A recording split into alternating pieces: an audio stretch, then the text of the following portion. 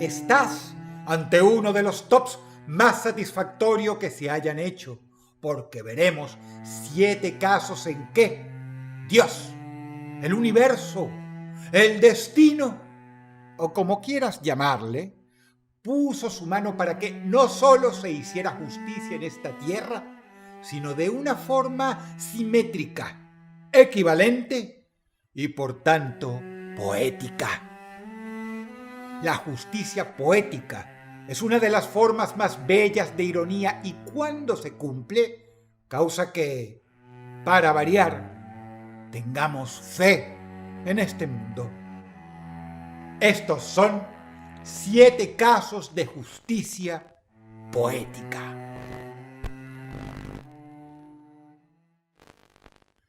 Número 7. Kathryn Bigelow es una directora de cine norteamericana quien estuvo casada con el famosísimo hombre tras Terminator y Avatar, James Cameron. Ella era una directora muy diferente a su marido. Sus películas son experimentales, de culto prácticamente. En cambio, Cameron dirigía un éxito taquillero tras otro, e incluso dirigió una de las películas más premiadas de la historia, Titanic, con la cual ganó un montón de premios Oscar. Se cuenta que entre los motivos que llevaron a la separación entre ambos se encontraban los celos profesionales, pues Cameron siempre criticaba la obra de su esposa diciéndole que haciendo ese tipo de cine nunca ganaría nada en la vida. Cita textual. Pero Kathryn siguió fiel a su extraño estilo y finalmente se divorció de su talentoso pero célebremente arrogante marido. Pasó el tiempo y llegó el año 2010. Para Cameron, este año tenía que pasar a la historia. Había dirigido una de las películas más caras de todos los tiempos, Avatar, film nominado al Oscar, favorito a llevarse todas las palmas. Cameron daba por hecho que en premios igualaría o superaría incluso a Titanic. Pero había un pequeño obstáculo. Aquella menospreciada directora independiente con la cual estuvo casado también había sido nominada al Oscar en la misma terna como mejor directora y su película como mejor película, por una producción muy modesta y de bajo presupuesto llamada Vivir al límite. En la mente de Cameron quizá no había forma de que esa extraña película bélica de su ex, en la cual ni siquiera se mostraban escenas de combate, costando este film apenas unas decenas de miles de dólares, le ganara la película que él consideraba su obra maestra, Avatar. Superproducción de $237 millones. Seguramente Cameron esperaba demostrarle por la vía de los hechos lo que siempre le había dicho a su ex, que su extraño cine simplemente no era viable. Pero la justicia poética existe y Kathryn se llevó no solo el Oscar a Mejor Película con su modesta y extraña producción, sino también el Oscar a Mejor Directora, arruinando lo que debía ser la mejor noche en la vida de James Cameron, su exmarido que tanto la menospreció. Número 7. Número 6. Rupert Murdoch, magnate de los medios, construyó su fortuna en base al sensacionalismo y la difamación. Propietario de enormes medios de prensa amarillistas, es quizá el británico The Sun el más célebre e infame.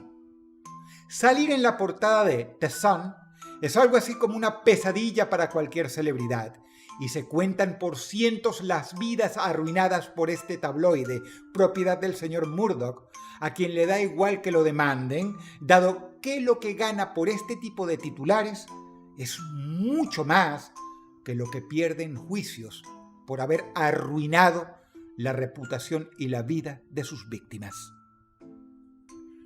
Pero en el mismísimo The Sun, un día apareció una sorprendente noticia a la que nadie daba crédito. Rupert Murdoch, el controvertido magnate de los medios, fue encontrado muerto en su jardín. Parece muy poco, ¿verdad? No parece justicia poética que te den por muerto. No es ni por asomo tan malo como muchas cosas que podrían decir de uno. Estoy de acuerdo. Pero pasa que acá hay mucho más de lo evidente. La falsa noticia de la muerte de Murdoch se difundió como reguero de pólvora y afectó a todo su grupo empresarial. Todas las acciones bajaron. Hubo una pérdida millonaria. Hubo disputas automáticas por la sucesión entre voraces buitres con corbata que se abalanzaron sobre el supuesto cadáver sin siquiera comprobar si estaba frío. E incluso comenzaron a circular bromas de oficina que demostraban lo mucho que Murdoch causa asco incluso a sus propios empleados. Solo que Murdoch no había muerto. La broma había sido perpetrada por 4chan, quienes pusieron a correr el rumor masivamente. Incluso horas después de quitado el titular, mucha gente seguía creyendo que Murdoch estaba muerto y sufrió la humillación de tener que desmentir en su propio tabloide que había sido víctima de Internet. La broma en sí no fue el castigo. El castigo fue lo mucho que Murdoch vio en carne propia, lo asqueroso y repelente que le resulta a la gente, lo mucho que sus propios ejecutivos querían, y entre paréntesis quieren, que se muera. Desde este escándalo, Murdoch ha tenido un perfil público mucho más bajo, ya que obviamente todo el mundo hizo bromas de esto. Obviamente lo que dicen de él lo afectó. Número 6. Número 5. Dice la Biblia que el sol sale para justos e injustos, y está claro que un mal día le puede tocar a cualquiera, también a los delincuentes. Pero el ladrón que ocupa este escaño realmente llegó a ser el colmo de la justicia poética y el colmo de lo que es tener un mal día. Junto a sus cómplices, este individuo se aprestaba a asaltar al conductor de una camioneta de muy alta gama, una Toyota 4Runner. Se antojaba como un sencillo y jugoso botín en el barrio de San Isidro, en Barranquilla, Colombia.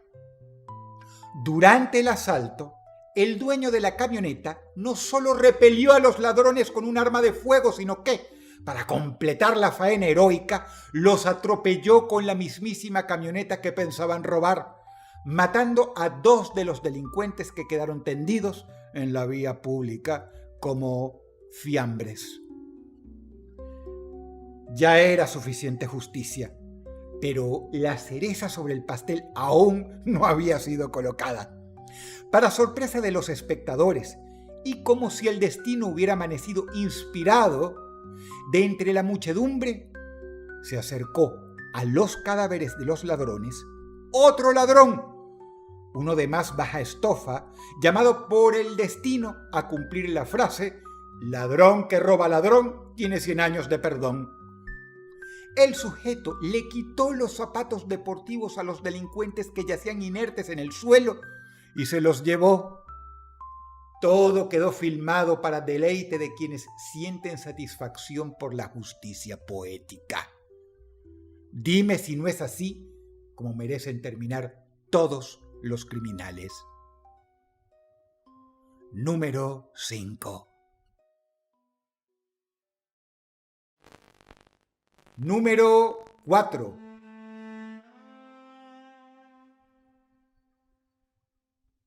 Esto pertenece a un grupo específico de casos de justicia poética, conocidas en general como karma instantáneo.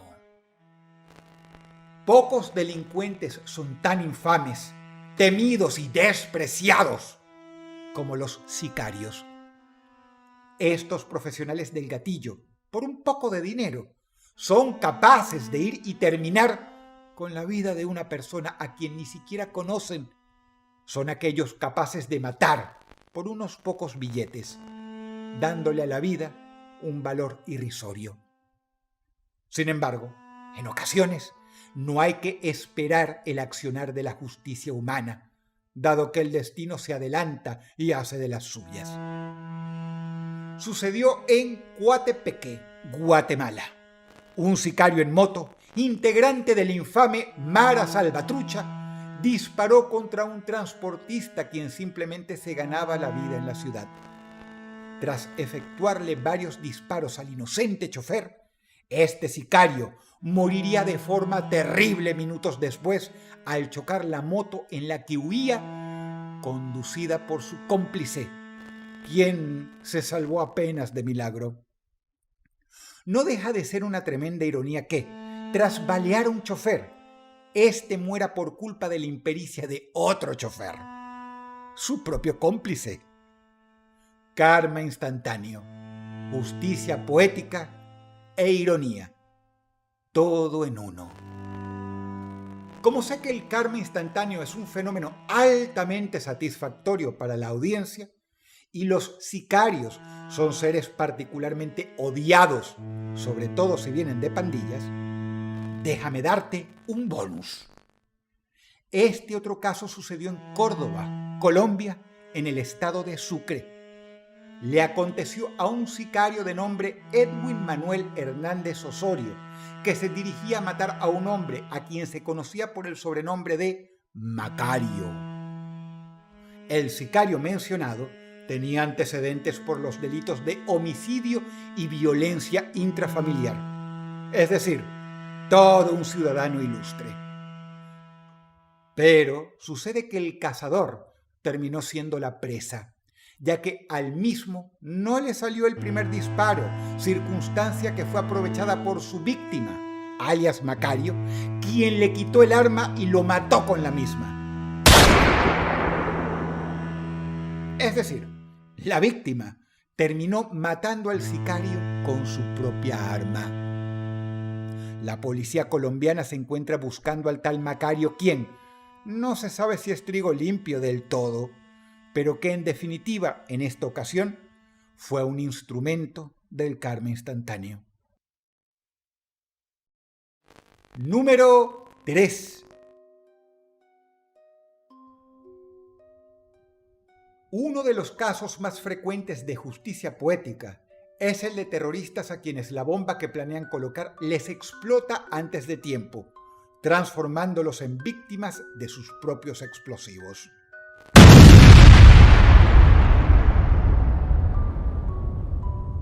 Nos llena de satisfacción al pensar que estos seres, que pensaban hacer volar en pedazos a personas inocentes en lugares públicos sin misericordia alguna, terminaron perdiendo partes de sí mismos, las mismas partes que usaron para armar las bombas.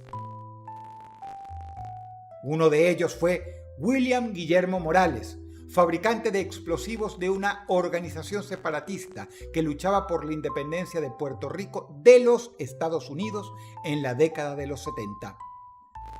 Un día, mientras la armaba, la bomba estalló de impreviso, haciéndole perder a William ambas manos. Algo diferente, pero también llamativo, ocurrió en Argentina.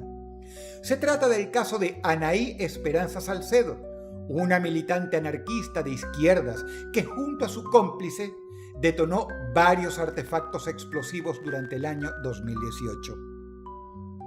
Un día, Anaí tuvo una idea que le pareció brillante. Junto a su cómplice, Hugo Alberto Rodríguez, intentaron volar en pedazos la tumba de mármol de Ramón Falcón, el jefe de la Policía Federal enterrado en el cementerio de La Recoleta a 109 años de su asesinato a manos del también anarquista Simón Radowitzki. El plan no solo era estúpido y rocambolesco, sino que fue pésimamente ejecutado y tanto Anaí como su cómplice Hugo estallaron junto con la bomba, sufriendo serias heridas, terminando ella con un coma inducido en el hospital. En el proceso, Anaí perdió 3 dedos, la movilidad de una de las manos y la capacidad de alimentarse de sólidos. Número 3. Número 2. Stephen Hicks era un autoestopista y estaba buscando a alguna persona que lo arrimara hacia un concierto de rock donde era esperado por un grupo de amigos. Pero quiso el destino que pasara por allí el infame Jeffrey Dahmer. ¿Quién le dijo que lo acercaría si antes pasaban por su casa a beber unas cervezas? Una vez en la casa de Dahmer, este asesinó a Hicks estrangulándolo con una mancuerna, transformándose en la primera víctima de su repugnante carrera de asesino en serie y necrófilo. El llamado carnicero de Milwaukee siguió violando, matando y cometiendo actos de necrofilia con numerosas víctimas. Pero según sus propias palabras, nunca pudo olvidar a Hicks, su debut como asesino en serie y como necrófilo, su primera víctima.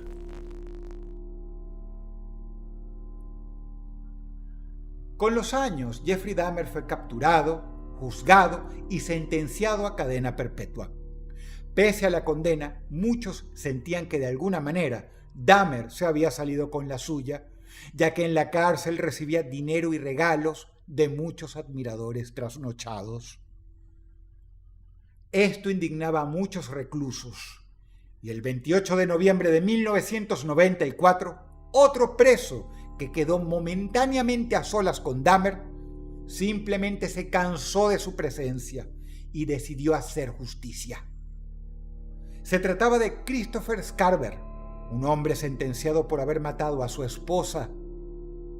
Sin pensarlo, atacó a Dahmer y lo golpeó, primero con el mango de una escoba para derribarlo. Pero Jeffrey Dahmer era bastante grande, así que la situación se comenzó a complicar. Ambos estaban en un gimnasio. Christopher tomó entonces el objeto más contundente que tenía a mano, una mancuerna, y con la misma le aplastó la cabeza de varios golpes a Dahmer.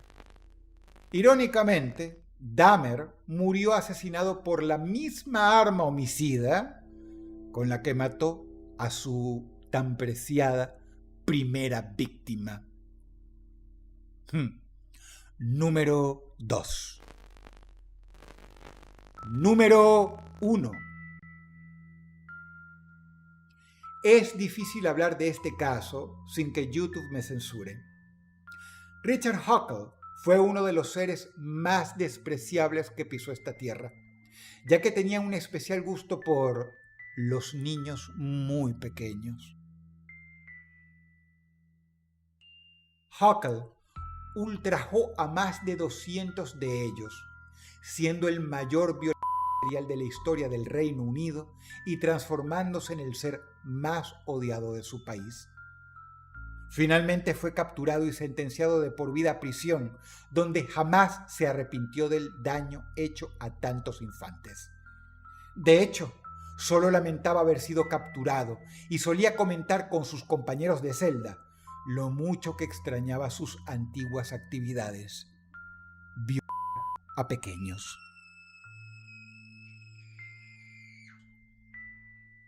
El 13 de octubre de 2019, un recluso de nombre Paul Fitzgerald se metió en la celda de Richard Huckle. Planeaba matarlo, pero no de cualquier manera. Según confesaría las autoridades penitenciarias más tarde, quería que Richard muriera durante una violación, que sintiera lo que habían sentido aquellos más de 200 infantes de cortísima edad. así que le pasó un cable por el cuello a Huckle, lo arrojó sobre la cama y se le puso arriba, donde salvajemente lo ultrajó una y otra vez con un cucharón enorme de cocina que se había agendado. Tras saciar su sed sexual, dado que él también era un abusador, pero no de niños, Paul Fitzgerald procedió a meterle un bolígrafo en la nariz, uno que le llegó al cerebro, lugar en el cual Paul comenzó a moverlo hacia un lado y otro a forma de tortura.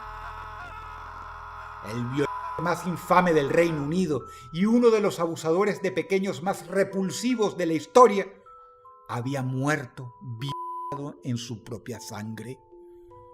Uno de los casos de justicia poética más terribles contra uno de los seres más despreciables que han existido. Número 1. Si el video te gustó, apreciaría mucho tu pulgar arriba y también tu comentario. A veces, la mejor parte del video es precisamente eso, los comentarios. Te ha hablado Dross y te deseo buenas noches.